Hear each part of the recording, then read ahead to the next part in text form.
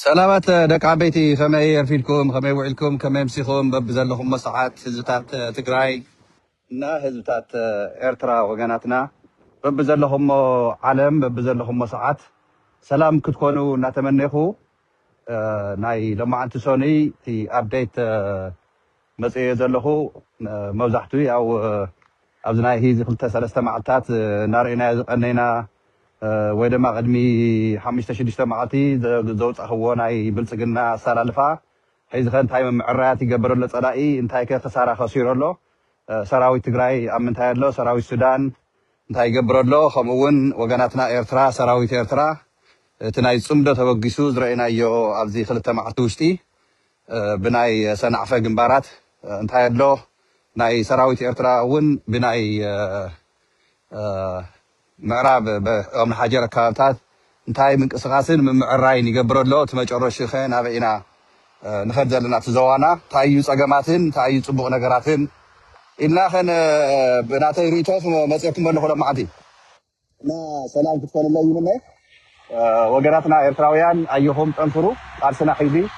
وحنا نخونا يمصلو تصمدنا ناب منግስታውን ወታደራውን ናብ ዝሻጋገረሉ ደረጃ በጽፎም ዘሎ ዝኸምን አጋጣሚ ተስታውሶኩም ይደሊ ፍንፍኒ መዘከርታ ይንበር አይጠፋኩም ሁሉም ተጋሩ ኤርትራውያን ሶምዶና ህዝባዊ ዝነበረ ወታደራውን መንግስታውን ኮይኑ ከመዓራረ ያው ትርድዎ ይኹም ኢለ ተስፋ ይገብር ብዙሕ መግለጽ አየድለና ዝኸውነው ዚለኻን ይአምን ወራቱ አብ ደገ ዘለና ንኾነ ውሽጢ ህዝብታት ትግራይን ኤርትራን ቆሪጽና ወፂና ኣለና ሂዚ ህዝብታት ትግራይን ኤርትራን ናብ ሓደ መጽዮም ብሓደ ተሰሊፎም ድሕሪ ሂዚ ንጸላኢ ብሓደ ዝምክቱሉ እምበር ዓርሲ ብዓርሶም ዝበኣስሉ ዓርሲ ብዓርሶም ዝዋግኡሉ ዘመናት ተውቂዑ ድሕሪ ሂዚ ጸገማት ኣብ መንጎ ትግራይን ኤርትራን ዝሓለፉ ንቐጻሊ ከይቕጽሉ እዚ ሓደ ቻፕተር ዓጺና ኣለና ጠጠው ኣቢልና ኣለና እዚ ጠጠው ምባል ግን ጽባሕ ንጎ ተመሊስና ከምዚ ጌርካን ከምዚ ጌርክን ዘይኮነስ ነቲ እተጎደ ማሕበረሰብና ካሕሳታት ክሒስና ህዝብታት ትግራይ በተለይ ሓድሽ ወለዶ መንእሰይ ትግራይ መንእሰይ ኤርትራ ኣብ ዓዱ بسلام كنبر كمهار كمرعو كزمد كولد عدو عبي عدو حلو إنا حنقبر خلطي هزي بحادي تدس بلكا ناي تقارن إرتاويان لم كنا حدش معوالتات رئينا يزلنا اتدوواتنا تبوردرنا كيف تتغيرو زيان صلاتنا قتالي توميا صلاتنا ابزيا بطعم يمحاريروم زنيو دوواتنا تግራይና ኤርትራን كيف تغيركا ህዝብታት ትግራይን ኤርትራን ከም ድልየቶም ናተንቀሳቀሱ ሸቀጣ ሸቀጥ ክገብሩ ዘርኢ ሓቢሮም ክዘርኡ ዓጺድ ሓቢሮም ክዓጽዱ ጸበል ሓቢሮም ክሳተፉ ኣብ ሓዘን ናብ ሓጎስን ኣብ ቀብርን ኣብ መርዓን ብሓደ ክሳተፉ ትደውባት ሒዚ ክፍት ኮይነሎ ዝገሪሃኩም ኩልኩም ኣብዚ ተሳቲፍኩም ጽቡቕ ስራሕ ትሰራሕኩም ኣብ ዛላምበሳ ዘሎ ህዝቢ ትግራይ ከም ድልየቱ ዝንቀሳቀሰሉ ሓንቲ ጥይት ተተኮስና ሰራዊት ኤርትራ ሰራዊት ትግራይ መንግስት ኤርትራ መንግስት ትግራይ ተራዳዲኡ ብቲ ህዝቢ ተበገሰ ጽምዶ እዚ ህዝቢ እዚዩ ሓገዝ ይዝጋበር ዘሎ ህዝቢ ትግራይን ህዝቢ ኤርትራን ሓደ ወገን ኢና እናበለ ይተሓጋገዝ ዘሎ ሰዓት እዚዩ ሰራዊት ትግራይን ሰራዊት ኤርትራን ደቂ ናይቲ ህዝብ እዚ እዩ ናይቲ ትግራዋይ ናይቲ ኤርትራው ነዶ አቦ እዩ አቦ ኤርትራ አዶ ኤርትራ አቦ ትግራይ አቦ አዶ ትግራይ ዝክትረተላ ተስቃይ መከራ ያخلኒሉ ከምዚያት ነገር ክረተሎ እዚ ዘይድግፍ ሸይጣን ጥራዩ ሰላም ዘይደሊ ሸይጣን ጥራዩ ብስብጽግና ተሰለፈ ጥራዩ ስለዚህ እዚ ሰላም እዚዩ ይቀጽል ኦፍ ኮርስ ናይቲ ማል ዝነበረ ጀነሳይዳር ኩናት ትግራይ ኣብ ትግራይ ዝፈጸሙ ገበናትን ብሕገ ይጥየቁን ማለት ኣይኮነን ኣብዚ ከረጋግጸልኩም ዝደሊ መንግስቲ ኤርትራ ይኹን ሰራዊት ኤርትራ ይኹን ህዝቢ ኤርትራ ዝነበረ በደል ዝነበረ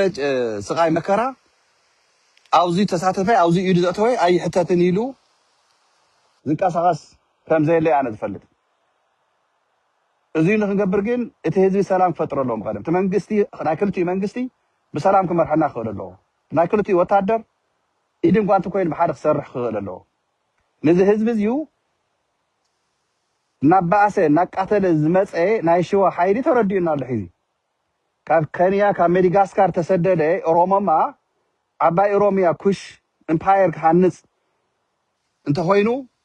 ትግራዋይን ኤርትራውን እናቃተልካ ትግራዋይን ኤርትራውን እናባእስካ እዩ እምበር ናይ ሜዳጋስካርን ናይ ኬንያን ስደተኛ ደቡብ ኢትዮጵያ ተቆፃፂሩ ሒዝካ ንሰሜን ዘሎ ህዝቢ ኣጥፊኡ ህዝብታት ትግራይን ህዝብታት ኤርትራን ህዝብታት ኣምሓራን ህዝብታት ዓፋርን ሱዳንን ሰላም ፈጢሩ ብሓደ ከይነብር ካብ ደቡብ ኢትዮጵያ እናበለ ግን ስሩ ዝበቆለ ካብ ሜዳጋስካርን ካብ ኬንያን ንኣና ከጥፍእ ተበገሰ ሓይሊ ንዝዩ ተረዲእናዮ ኣለና መንእሰይ ትግራይን መንእሰይ ኤርትራን ንዞም መናእሰይ ትግራይን ኤርትራን ዘደናግሩ ኣብ ደገ ዘለው ይኹኑ ኣብ ውሽጢ ባንዳታት ይኹኑ ጠላማት ምሳኹም ኣለና እናበሉ ተይቀረየ ዝሰርሕዎ ስራሕቲ ግን ኣውቂዑ ኣሎ ሒዚ ብዛላምበሳ ንሰናዕፈ ብራማ ንኣስመራ ናብ ካሊእ እውን ዓዲ ኋላ መንደፈራ ከም ድሌቱ ዝንቀሳቀሰሉ ትግራዋይ ኤርትራዊ ክመፅእ እንከሎ ልዕሊ 1,000 ኪሎ ሜትር ድሕሪ ሒዚ ኣብ ትግራይን ኣብ ኤርትራን ዝርከብ ደቡባት ናብ ኩናት ዘይኮነ ናብ ፍቅሪ ናብ ሰላም ተተኺሉ ዘሎ እዚ ከዓን ብሃፍተ ገነት ብዕምበባ ብሰላም ኢና ክንዕርዮ እምበር ብፅልኢት ብብድዐ ብባእሲ ናይ ፀላእትና ልእኽቶ ዝሓዘ ድሕሪ ሒዚ ማንም ዝኾነ ትግራዋይን ኤርትራውን ኣይንቕበለካን ኢልና እምቢታ ክነቕርብ ክንክእል ኣለና እዚ እቲ ናይ ጎስጓስ ናይ ሰላም እዚ ናበይ ዝወስዶ ዘለኹ ናበይ ምፅርኩም ኣለኹም ኣብ ሸረሪና ዘጋጠመ ቀዳም ትፈልጥዎ ኢኹም ኩናት ስርዓት ብልፅግና ኩናት ከፊቱ ኣብ ሰራዊት ትግራይ እቲ ዝኸፈተ ኩናት ኣብ ዝተፈቐደሉ መዓልቲ ለምቀነ ሓደ ቪድዮታትን ፎቶታትን ኣለውን እዮም ዝመፁ ዝረኸብክዎም እንታይ ዝኣክል መጉዳእቲ ከም ዝበፅሖ ስርዓት ብልፅግና ክገልፀልና ይኽእል እዩ ከትሕዘኩም ዝደሊ እንታይ መስለኩም ስርዓት ብልፅግና ኣብቲ ግንባር ንሱ ከፊትዎ ዝነበረ ኩናት መፅናዕቲ ገይሩ ናይ ሰራዊትና ብዝሓትን ቁፅሪ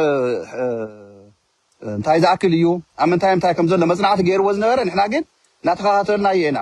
ቅድሚ 4-5 መዓልቲ ኩናት ቅድሚ ምኽፋቱ ምድለዋት ይገብር ከም ዝነበረ ኣበይበይ ክሃርም ከም ዝኾነ መፅናዕቲ ተገይሩ ረኺብናዮ ዝምልከተ ኣካል ሒዝዎ ኣነ ንባዕለይ ኳንስ ቅድሚ 4 መዓልቲ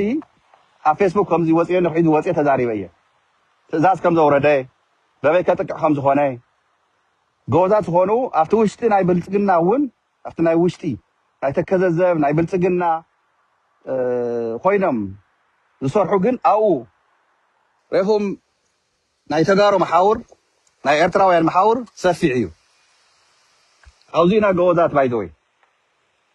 ኣብ ውሽጢ ፀላእትና ሕምብርቲ ኮይና ኣብ ኣዲስ ኣበባ ድዩ ኣብ ምዕራብ ትግራይ ኣብ ዝኾነ ዓለም ኮይና ፀላእትና እንታይ ይሰርሑ እንታይ ይሓልሙ እንታይ እዮም ገብሩ ስለተረዳእናዮ ርግእ ስለ ዝበልና ተጋሩ ኤርትራውያንን ረብሓታትና ኣብዚ ሰዓት እዚኡ ከም ትፈልጥዎ ትማሊ ዝለጠፍክዎ ኣሎ ገልገሊኦም ይጎርዑ ኣለዉ እቶም ናይ ብልፅግና ተጋሩ ነቲ ካብ ማዳጋስካር ካብ ኬንያ መፂ ከጥፈአና ሒዚ ኦሮሞማ እየ ኩሽ ኤምፓየር ክሃንፅ እየ ዝብል ዘሎ ሓይሊ ነዚ ካልሲ ዝሓፅኡ ተጋሩ ኤርትራውያን እውን እኔውና እዮም ኣይተሰኣኑን ነዚኦም ተቃሊስና ንሕና ተጋሩ ኤርትራውያንን ፍቅርና ቀፂሉ ኤርትራዊ ከም ድልየቱ መቐለ ከኣቱ ትግራዋይ ከም ድልየቱ ኣስመራ ከኣቱ ተወደአ ጉዳይ እዩ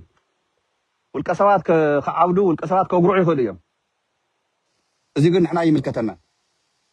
ድሕሪ ሒዚ ይብለኩም ኣለኹ መንእሰይ ትግራይን መንእሰይ ኤርትራን ካባይ ጀሚሩ ኣብ ፅልኢት ኣብ ባእሲ ኣይንስለፍን ተጋሩ ኤርትራውያን ብሰላም ክንነብር ኢና ካሊእ እውን ሰላም ክንነብር ምሳና መጀመርታ ግን ተጋሩ ኤርትራውያን ንሕና ናይ ባዕልና ኢና ክነመሓራሪ ናይ ባዕልና ሰላም መንእሰይ ብሰላም ክነብር እዮ ዓዱ ኣብ ኩናት ኣይንነብርን ስደት ይኣኽለና ዓድና ይሕሸና ኤርትራውያን ሃገር ኣለቶም ትግራይ ከዓ ሃገር ክንሃንፅ ኢና ፅባሕ ንጎ ትግራይ ትብል ሃገር ኤርትራ ከዓ ሃገር ዝኒሃ እዚአን ክልቲአን ሃገር ጎራብቲ ኮይነን ብሓደ ብሰላም ክነብራ ናይ ባዕለን ፓስፖርት ሒዘን ናይ ባዕለን ሃገር ሒዘን ግን ጠያቂ ዘይብሉ እቲ ህዝቢ بتحققات نايت خلتي حاجة نايوعلو بسلام كم دليت خنبر بسلام كم دليت خنقاسقاس ازينا نقال سلنا ازي كاخنا تغورينا نتغورو ونلنا اينا ولدنا عبيت حواتنا الصرحوه جيجاتاتن الصرحوه ججننتن عين رسن ببدعتات يكوننا ولا تغاوي وجيجاتاتون نسو كاوتا محيرنا نقرمنا تصبق صرحونا مسجنا تصبق صرحونا أنا ون سنك خوين تتقيمنا تي حماق زولون تاي تجون تبعسي تهلخ عرس بعرس خامك قتال تجروين إرتراون إزيو أطوي لله إزي كان بمن أنت أمر نحت كين ملس من إسي تجراي من إسي إرتراس أو عيت قبل الكالو خان كم من إسي درجة نياتنا ولدنا نخبر نهزمنا نخبر تجرواي كوينكا تجرواي خبر تجرواي كوينكا إرتراو خبر إرتراو وينكا ونكمو إرتراو خبر تجرواي خبر بغدا مدخا بخا خبر عدخا خبر كاونو غربيتكا توغنكا زخونه تبتقامكو حامص يحجزكا زخيل زردأكا بسرو انتي تزارب زخيل وغنكا تجرواي إرتراو إيو إذا أخي تخوني يوم كشاويان رومما معنا تجراي ناتناي ناولو إرتراويان سراويت إرترا تجراي وصل ناولو بروباغندا سرحو بقولو خنقركم أنتم بانداتا تجراي سراويت إرترا تجراي وصل أنتم نازل لهم أيوسا كوعسي أيوسا سراويت إرترا سراويت تجراين بحادة سرعة بنتقلنا 4 كيلو خيد خدم سسيو نبلوكم هنا نبلوكم كألنا سراويت تجراي ناب إرترا خيدو سراويت تجراي سراويت إرترا تجراي متيو أب ساعات زيو سراويت إرترا نتجراي يكون نزقتر زلو سراويت تجراي أب إرترا خيد إرترا وين يكون نزقتر زلو تجراين إرتران كم يجيرا نسأل أين كدم ساقن تسلي فولا بحادة ذكر دوّة ولا لكم أب جماعة لا يكون أب شرارو أب تفعلي بتحات أب مري تجراين إرتران كدمحيزي ناي سرعة بتسقنا زجورو ناي درون دبدبات تجراين إرتران جبر مرسل وسينا ويدما أنت درون سنة زي بالله يكونن ما راح تجراين ما راح تي إرتران بوحلل زخنا مجدي نتمايتو نجارات يم عراري سلا زلوي حذوون نسلام عدوس سلا بتعجستي ما راح تجراي لغيقو نهز تجراي خبيرو نهز إرترا خبيرو بسلام زفتح مجدي كله إلى منيش تلاقي شانس تصبي ما تشرش عيز أو كيعل لزيو سلام كم زي اللي بغزم كنا بغزم كخمس خونة تفوريت الله سلا زخونة أم عراق تجراي أب شرارينا زقاطة ما سرعة بنتقلنا لعند حدا شحن 400 اليوم ناي سراويت بنتقلنا ناي سراويت تكز الزوز توهالو بدمك أزود زمرحو من لشاتاتن بوليسين تحاوسوا خوينات زنبري تفشلوا ترايزي كون اي لعند شحن 400 موتات كوينم لعند حدا شح مروخات كوينم أوزيو إتي عبيت مسارياتات تكسو زنبري سرعة بنتقلنا بزح مريا السودان عالبو كما زابلتي سوداناويان ون زنورو حالته ون زنورو قتيلون غودي انيو دحري 45 دقيقات قدامتي خوينات سرعه بلصقنا مس جمرو دبداب ناب سودان مسوچفه حيلታት አየር ሱዳን ድሮናት ናይ ሱዳን ማዕለያ ዘይውሉ መጥቃዕቲ ኣብ ስርዓት ብልጽግና ኣውዲቐን እየን ምስ ብልጽግና ተሰለፈ ሓይሊ እውን ናይ አርኤስኤፍ ሰራዊት እዩ እዚሁ ብመንግስቲ ትግራይ እውን ተረጋገፀ መንግስቲ ትግራይ እውን መግለጽ ስለ ዝሃወሉ እየ ለማዓንቲ እዚ ሓዊሰ ዝነገረኩም ዘለኹ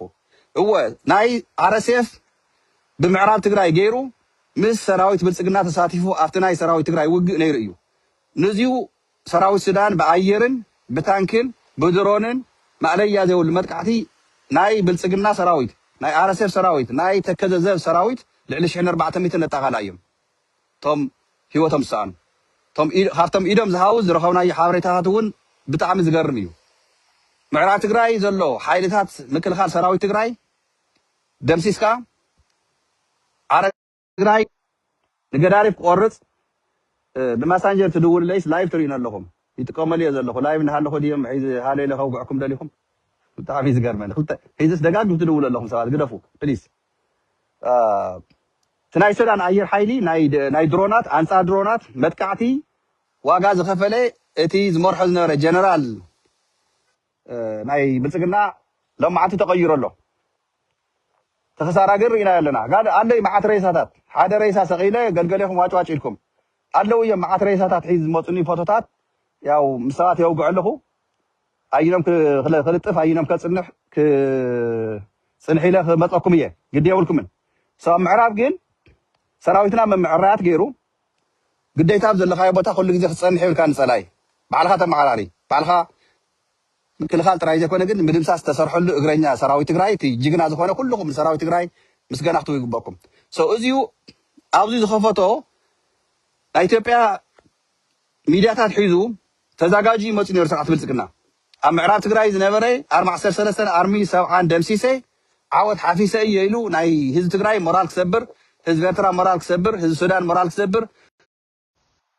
ኣብ ናይ ኢትዮጵያ ሚድያታት ክውንዞ ሓሲቡ ዝነበረ መጨረሽኡ ታበትር ዘይራ ሕቁኡ ሰይራቶ ልዕሊ 1400 ሰራዊት መይቶሞ ልዕሊ 1000 ኢዶም ሂቦም እቲ ናይ እዚኦም ዝረኸብናዮ ፅዋራትን ካሊእ ነገራትን ግደፍዎ ስለዚሁ ትግራይን ኤርትራን ሱዳንን ሓበራዊ ፀላኢ ኣብ 4 ኪሎ ኮይኑ ዝመርሕ ዘሎ ስርዓት ብልፅግና ኦሮሞማ ኩሽ ኤምፓየር ክሃንፅ እየ ዝብል ዘሎ ድሕሪ ሕዚ ሓበራዊ መኸተ ኢና ክንምክት እዚዩ ዝተወድአ ጥሉል ዝኾነ ነገራት ከም ዝኾነ ከይትርስዑ ኣብ ቀረባ ግዜ ስርዓት ብልፅግና ዝሓስቦ ዘሎ ክነግረኩም ከተጉሮ ድዮ የተጉሮን ሽዑ ሓቢርና ክንሪኦ ኢና ናይ ምዕራብ ዝመከሮ ሓደ ኣብኡ ዘሎ ዓቕሚ ንምፍላጥ እዩ ነይሩ ካልኣይ ዘሎ ሓይሊ ደምሲሱ ምዕራብ ተቆፃፂሩ ተወሰነ ናይ RSF ሓይሊ ደምፂኡ ብኡ ንሱዳን ክገጥም ሱዳን ብኡ ደፊኣ ከይትመፅእ እዚ ሓደ ዕላማ ነይሩ ካልኣይ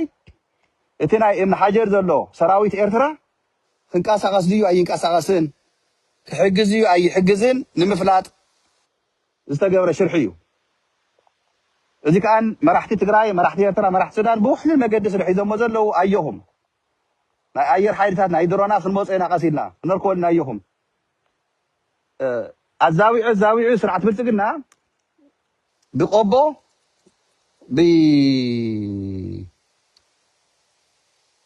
ብሰቆጣ ብዓፋር ገይሩ ራያን መቐለን ምቆፅፃር እዚኣ እያ ዕቅዱ ረኺብና እያ ኢና ካብ ዋልድያስ ካብ ቆቦ ሒዝን ኣብ ቆቦ እውን ይውስኽ ኣሎ የተሎ ሰራዊት እትይዎ ዝኒሄ ሰራዊት ማዕለያ የብሉን እትይዎ ዝኒሄ ዘመናዊ ፅዋራት ማዕለያ የብሉን ብቆቦ ገይሩ ዋጃ ኣላማጣ ገይሩ መኾኒ ማይጨው ተቆፃፂሩ ራያ ተቆፃፂሩ እቲ ናይ ዓፋር ዝኒ ሓይሊ ብኡ ብወጀራት ገይሩ ክረኽቦ እቲ ናይ ሰቆጣ እውን ብናይ ጥሙጋ ገይሩ መፅኡ ናብኡ ክረኽቦ ካብኡ መቐለ ደፊኻ ኣቲኻ መቐለ ተቆፃፂርካ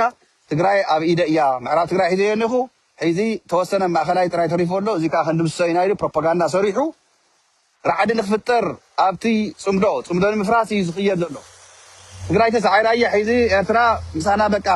ባሕሪ ንኣና ረኪባ ክትንብርከኽ ኣለዋ እምበር ድሕሪ ሕዚ ንሰራዊት ትግራይ ንTDF ስዒርና ንኤርትራ እውን ደጊምና ክንመፃ ኢና ቁፅሪ ሓደ ፀላእትና ሕዚ ተጋሩ እዮም ትግራይ ኣጥፊኻ ሰራዊት ትግራይ ኣጥፊኻ ናብ ሰራዊት ኤርትራ ንክትብገስ ፀኒሕኻ ንፋኖ ግን